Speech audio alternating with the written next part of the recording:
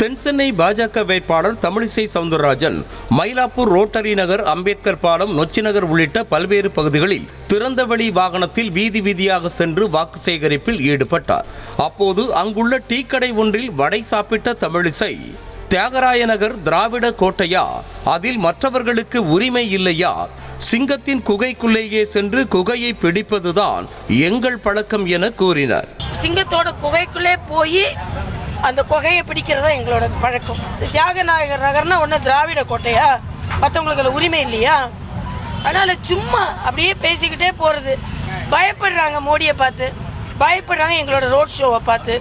திமுகவின் கனவு கோட்டை தகர்க்கப்படும் என கூறிய தமிழிசை, பிரச்சாரங்களுக்கு சென்று திமுகவினர் வடை சுடட்டும், நாங்கள் மக்களிடம் வாக்குகளை சுடுகிறோம் என ரைமிங்கில் பேசினர். அவங்க வடை சுட்டுக்கிட்டே இருக்கட்டும், வடை சுடுறத நினச்சிக்கிட்டே இருக்கட்டும், ஆனால் நாங்கள் மக்களின் வாக்குகளை நாங்கள் சுட்டுக்கிட்டே இருக்கோம், அதை பற்றி கவலை இல்லை. தருமபுரி மக்களவை தொகுதி பாமக வேட்பாளர் சௌமியா அன்புமணிக்கு ஆதரவாக அவரது மகள் சங்கமித்ரா வாக்கு சேகரித்து வருகிறார். அந்த வகையில் சுரைக்காய்பட்டி பகுதியில் உள்ள டீ கடைக்கு சென்று டீ அருந்தியவாறே அங்குள்ள மக்களிடம் வாக்கு சேகரித்தார்.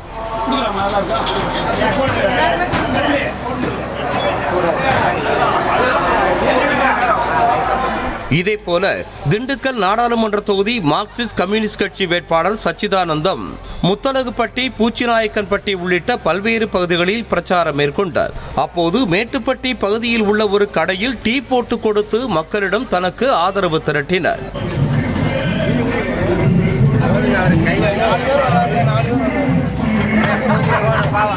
திருப்பூர் மக்களவை தொகுதியில் பாஜக சார்பாக போட்டியிடும் வேட்பாளர் ஏபி முருகானந்தத்திற்கு ஆதரவு கேட்டு ஆத்துப்பாளையம் பகுதியில் பாஜகவினர் வாக்கு சேகரித்தனர். அங்கு ரெடிமேட் துணிக்கடை வைத்துள்ள சங்கீதா என்பவர் பெண்கள் மாதவிடாய் காலத்தில் பயன்படுத்தும் நாப்கினுக்கு ஜிஎஸ்டி வரி போட்டது குறித்து பாஜகவினரிடம் கேள்வி கேட்டிருக்கிறார்.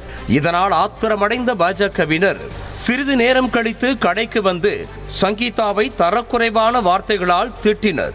இதனால் சங்கீதாவிற்கும் பாஜகவினருக்கும் இடையே கடும் வாக்குவாதம் ஏற்பட்டது.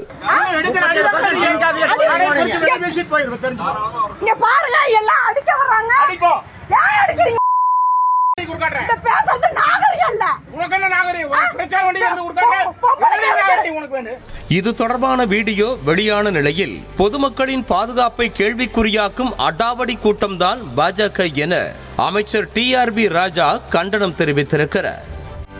செய்திகளை உடனுக்குடனும் துல்லியமாகவும் தெரிந்து கொள்ள சப்ஸ்கிரைப் பண்ணுங்க.